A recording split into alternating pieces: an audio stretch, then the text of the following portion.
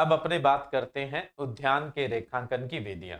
जैसा आपको पीछे बताया था, उद्यान के रेखांकन की कितनी विधियां हैं? 6 विधियां हैं। मेथड ऑफ ऑर्चार्ड लेआउट कितने हैं? आपके 6 है।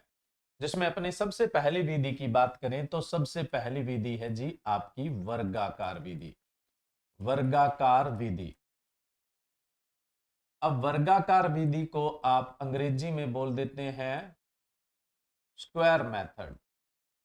कौन सी विधि बोल देते हैं? स्क्वायर मेथड बोल देते हैं। ठीक है, देखो हम छठी क्लास से पढ़ते आए हैं स्क्वायर की परिभाषा।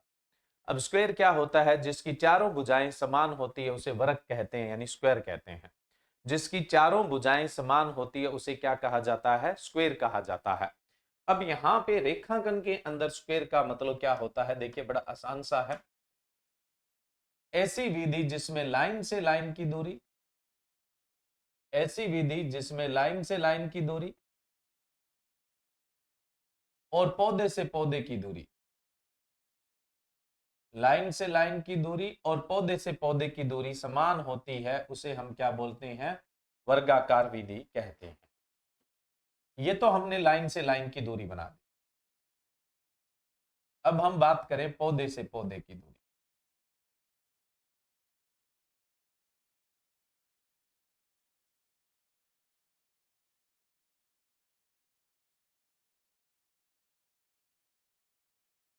पौधे से पौधे की दूरी की बात करें, ये हमने बना दी यहां पर पौधे से पौधे की दूरी। अब देखो, इसको समझना है तो और बढ़िया तरीके से हम बात कर लेते हैं। ये तो दूरी है लाइन से लाइन की दूरी। अगर हम लाइन से लाइन की दूरी रखने हैं 10 मीटर, ये लाइन से लाइन की दूरी है। अब इस लाइन पे लगे हुए हैं ये पौधे, ये इस लाइन पे लगे हुए हैं पौधे।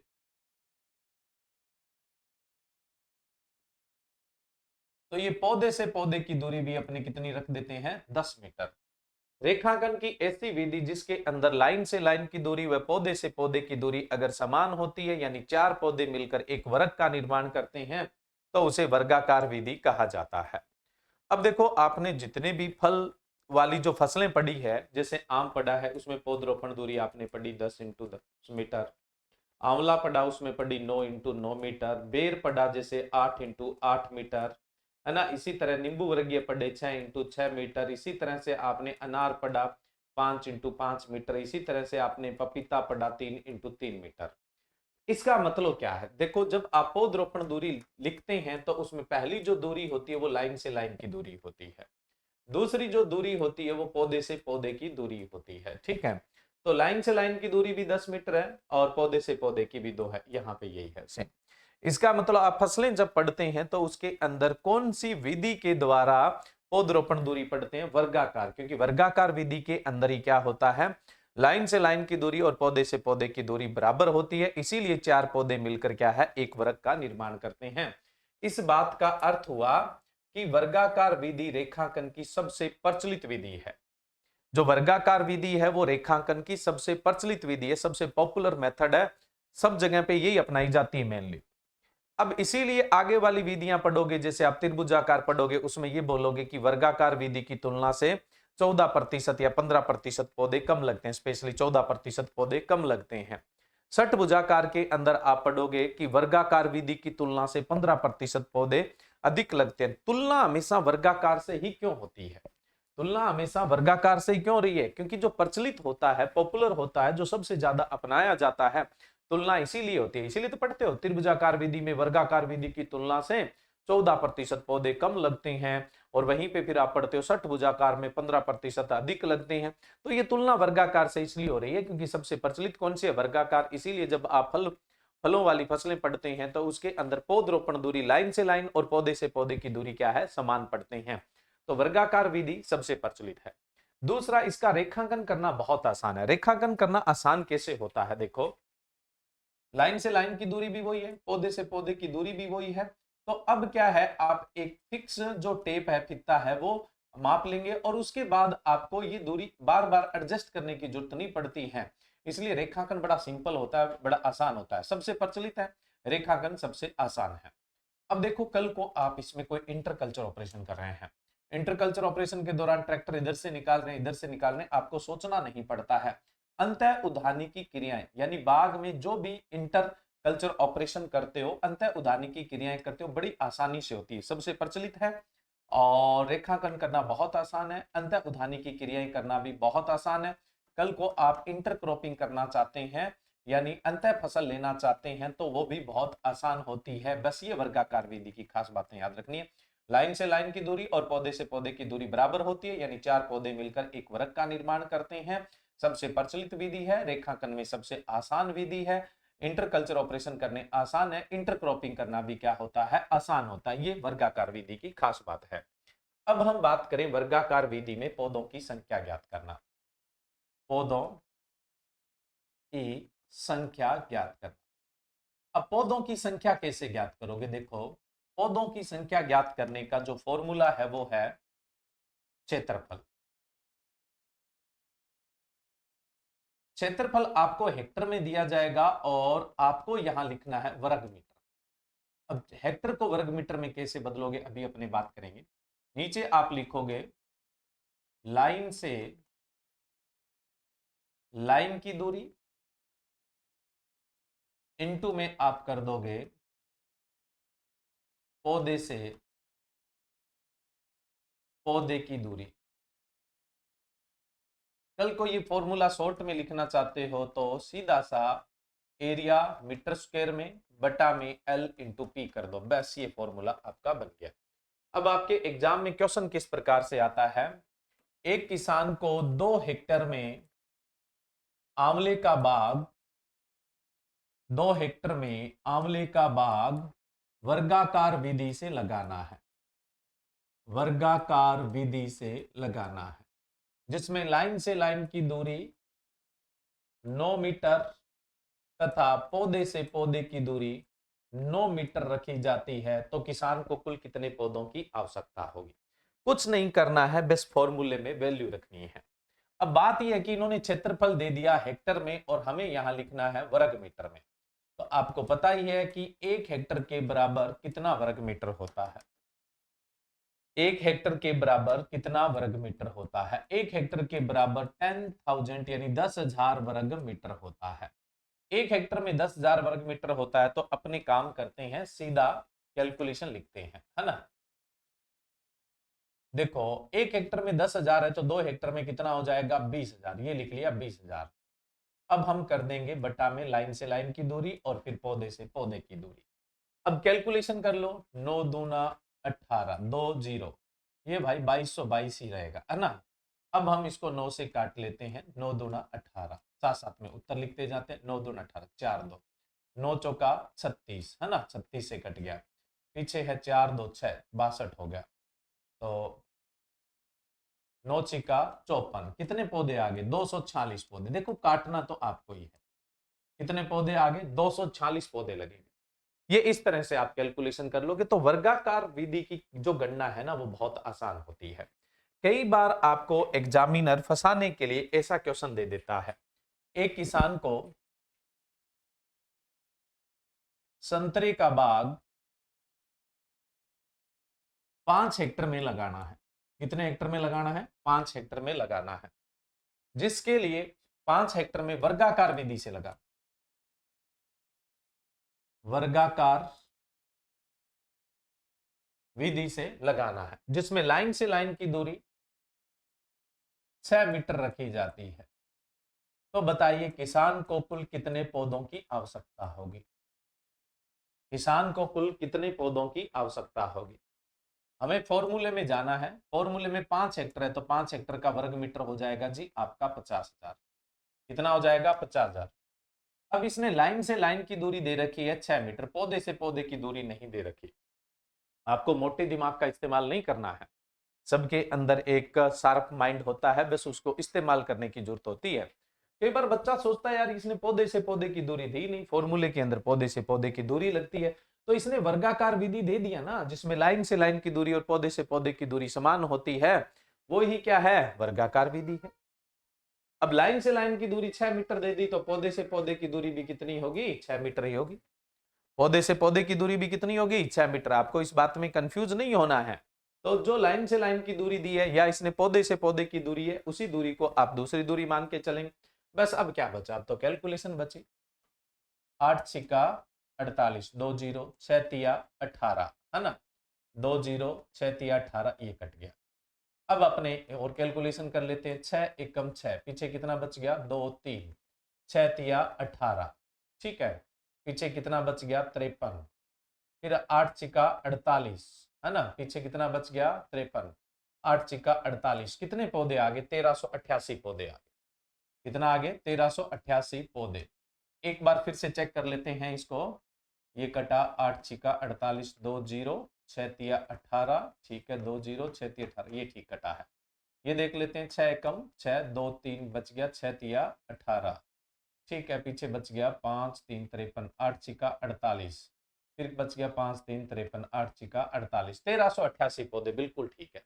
कितने पौधे आ जाएंगे, 1388 पौधे आ जाएंगे। तो इस तरह से क्या है कि आप है वो वर्गाकार विधि की कैलकुलेशन है वो करेंगे। अब एक चीज का आपको ध्यान रखना है, मैंने आपको पीछे बताया था कि जब आप बाग के अंदर प्लानिंग करते हैं तो उस दौरान आपको ध्यान रखना है कि जो एक ब्लॉक है वो कितने हेक्टर का होना चाहिए, 1 ही हेक्टर का होना चाहिए। एक ब्लॉक है वो कितने हेक्टर का होना चाहिए, 1 हेक्टर का होना चाहिए। ये आपको बात बताई थी। जो एक ब्लॉक है वो कितने हेक्टर का होना चाहिए, 1 हेक्टर का होना चाहिए। जैसे ये 1 हेक्टर का ब्लॉक है। अब सबसे पहले जब रेखांकन करना स्टार्ट करेंगे, अगली वीडियो की बात करेंगे, वर्गाकार हुई अभी, आगे नेक्स्ट आयताकार, त्रिभुजाकार, षटभुजाकार सब पढ़ेंगे, लेकिन आपको एक इंपॉर्टेंट बात बता देते हैं। अब इस 1 हेक्टर के ब्लॉक के अंदर जब आप रेखांकन करना स्टार्ट करते हैं, मान लो कि कोई बाग लगा रहे हैं, जैसे आम का बाग लगा रहे हैं, उसमें पौधरोपण दूरी आप कितनी रख रहे हैं, 10 × 10 मीटर की रख रहे हैं। तो आप रेखांकन कैसे स्टार्ट करते हैं, देखो रेखांकन आप स्टार्ट करते हैं किसी भी दो लाइनों की तरफ से स्टार्ट करते हैं। अब देखो कोई भी पौधा आप लगाते हो, जैसे ये पौधे आपने लगाए 10 × 10 मीटर की दूरी पे ये पौधे लगे, 10 × 10 मीटर की दूरी पर मान लो कि ये पौधे अपने लगे हुए। तो अब देखो इस पौधे की अपनी बात करें, ये पौधा एक तरफ कितना फैलेगा, 5 मीटर, और ये कितना फैलेगा, 5 मीटर, यही माना है ना हमने, इसीलिए तो ये डिस्टेंस दी है। यानी जो पौधरोपण दूरी होती है उसकी आधी दूरी एक पौधे को, आधी कैनोपी के लिए मिलती है, और आधी दूरी एक पौधे को मिलती है। यानी 10 × 10 मीटर की दूरी है, तो पौधा एक तरफ कितना फैलेगा, 5 मीटर फैलेगा, सीधी सी बात है, वो अकेला 10 मीटर नहीं फैलेगा। लेकिन अब जब पहला पौधा लगाओगे तो उसको आप दीवार से या बाढ़ से या जो भी बाउंड्री है उसे 10 मीटर की दूरी पे तो नहीं लगाओगे, क्योंकि एक तरफ तो आधी कैनोपी आनी है ना। तो पहला पौधा आप लगाओगे जो पौधरोपण दूरी होती है ना उसके जस्ट आधी दूरी पे, इधर से भी माप लोगे, इधर से भी माप लोगे, और इसका कर्ण माप लो तो और ही बढ़िया है। ये माप के आप पहले पौधे के लिए निशान लगा दोगे, ये हमने निशान लगा दिया, अभी पहला पौधा हमारा यहाँ पे लगेगा। ऐसा ही हम क्या करते हैं, दूसरे कोने पे कर लेते हैं। यहां से हमने आधी दूरी मापनी है, क्योंकि यहां जो पहला पौधा लगेगा वो तो आधा ही फैलेगा ना, इधर यहां जो लाइन लगेगी वो भी तो आधी फैलेगी। इसका भी कर्ण माप के ये पौधे जितने आप सटीक लगाओगे, जितने सही लगाओगे, बाग का रेखांकन उतना सुंदर बनेगा। यहां से एक कॉन्सेप्चुअल बात बताएंगे आपको। ये यहाँ पे आपने 3 कोणों पर ऐसे पौधे लगा लिए, पौधे क्या लगा लिए, निशान लगा लिए, रेखांकन के लिए आपने क्या कर लिया, निशान है वो लगा लिए, ठीक है।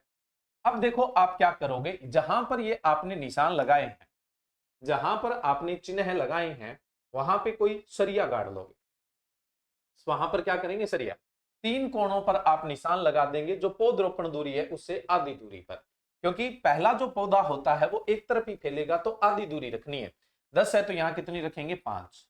अब यहाँ पे सरिया गाड़ के हम क्या करेंगे, यहां से एक रस्सी खींच देंगे, रस्सी एकदम टाइट खींचेंगे ताकि उसमें कहीं झोल न रहे। ये हमने क्या है, यहाँ पे मान लो रस्सी खींच दी, ये मान लो हमने रस्सी खींच दी, ये लाइन जितनी सीधी होगी रेखांकन उतना ही सीधा होगा। आप कई बार देखते हैं एक सुंदर रेखांकन किए हुए बाग में जाते, एक पौधे को देखते हैं सारे उसकी लाइन में होते हैं, किसी भी कोने से देख लो आपको वेल अरेंज मैनर के अंदर ही क्या है, जो बाग है वो दिखाई देता है। तो आपने ये इस तरह की पहली लाइन बना ली है ना, रस्सी खींच ली है और ये रस्सी को लाइन मानिए, ये आधार लाइन होती है। ये कौन सी लाइन होती है, आधार, जो सबसे पहले लाइन बनती है उसको बेस लाइन या आधार लाइन बोलते हैं।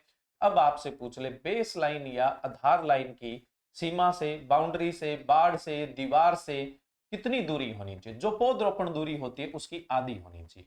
अगर हम 10 × 10 मीटर की दूरी पे बाग लगा रहे हैं तो ये अपनी बाउंड्री से कितनी दूर होनी चाहिए, 5 मीटर। यही 8 इंटू 8 मीटर पे आप बाग लगाते तो जो आधार लाइन है उसकी दूरी कितनी होती बाउंड्री से, 4 मीटर होती।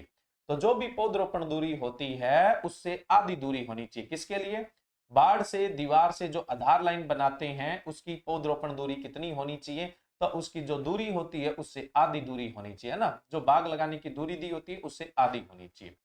अब आप इस पे रेखांकन करना स्टार्ट करेंगे। जैसे पहला पौधे का निशान यहाँ है तो 10 मीटर इधर माप लेंगे, 10 मीटर इधर माप लेंगे।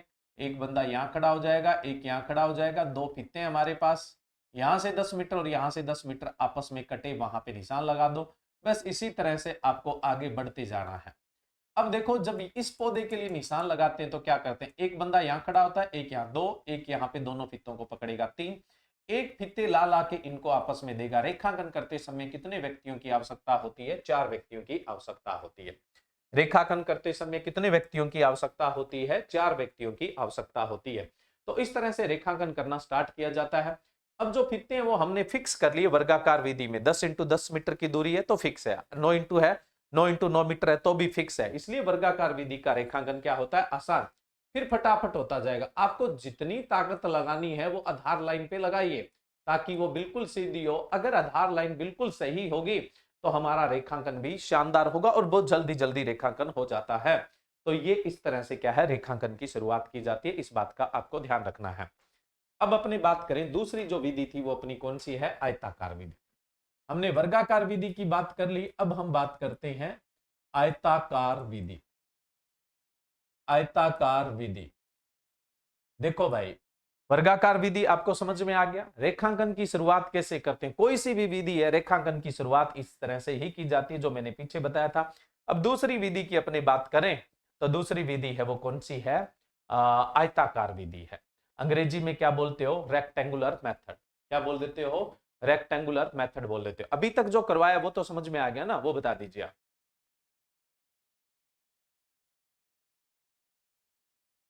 चलिए अब बात करते हैं आयताकार की।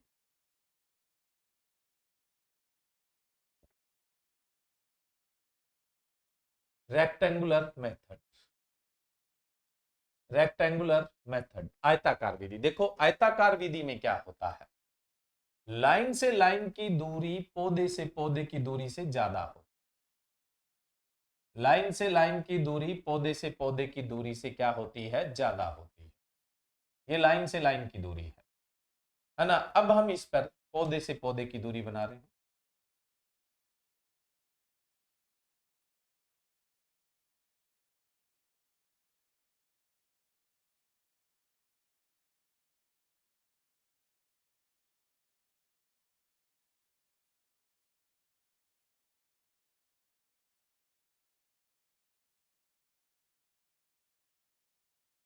अब देखो इसमें क्या है, गौर करिए,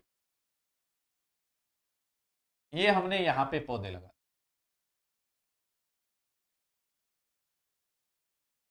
ये जो दूरी है वो लाइन से लाइन, मान लो लाइन से लाइन की दूरी है 10 मीटर, पौधे से पौधे की दूरी है 8 मीटर।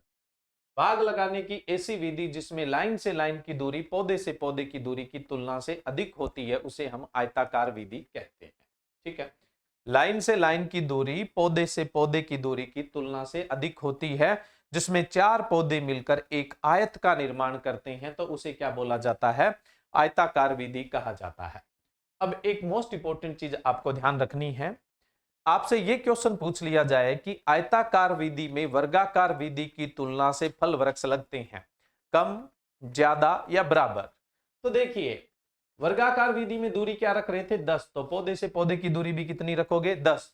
लेकिन यहां पे आपने पौधे से पौधे की दूरी कितनी रखी है, 8 रखी है, यानी दूरी घटा दी तो पौधों की संख्या क्या है, ज्यादा लगती है। आयताकार विधि में वर्गाकार विधि की तुलना से पौधों की संख्या ज्यादा लगेगी। अब आप बोलोगे कितनी अधिक लगेगी, वो कोई निश्चित नहीं है। यहाँ 9 मीटर की दूरी होती और 8 की होती, 7 की होती तो ये अधिकता क्या होती, फर्क पड़ती या नहीं पड़ती। तो ये कभी नहीं पूछा जाएगा आयताकार विधि में वर्गाकार विधि की तुलना से कितने प्रतिशत अधिक फल वृक्ष लगते हैं, ये कभी नहीं पूछा जाएगा। आप लोगों से ये पूछा जाएगा कि आयताकार विधि में वर्गाकार विधि की तुलना से फल वृक्ष लगते हैं। तो कितने अधिक लगते हैं ये नहीं पूछा जाएगा, आपको बस इतना बताना है कि वर्गाकार विधि की तुलना से अधिक लगेंगे, कम कभी नहीं लगते हैं। अगर हमें अधिक लगाने हैं तभी तो हम आयताकार विधि अपना रहे हैं, नहीं तो वर्गाकार ही अपना लेते। आयताकार क्यों अपनाते?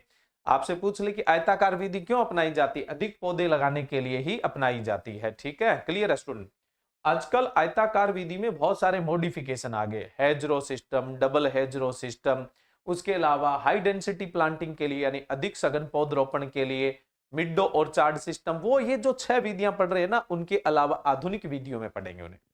उन्हें बाग लगाने की आधुनिक विधियों के अंदर पढ़ेंगे, मिड ऑर्चार्ड भी पढ़ेंगे, अपने हेजरो सिस्टम भी पढ़ेंगे, डबल हेजरो सिस्टम भी पढ़ेंगे, और भी इसके अलावा इक्के दुक्के जो मेथड है जो इंपॉर्टेंट है और आपको कहीं नहीं सुनने को मिलते, उनका भी डिस्कस है वो अपने करेंगे। आयताकार विधि में कोई स्पेशलिटी अलग से याद नहीं रखनी है, बस इतनी रखनी है, लाइन से लाइन की दूरी पौधे से पौधे की दूरी की तुलना से अधिक होती है, और इसके अंदर वर्गाकार विधि की तुलना से जो फल वृक्ष है वो अधिक लगते हैं, और पौधों की संख्या ज्ञात करने का फॉर्मूला सेम का सेम वही होता है।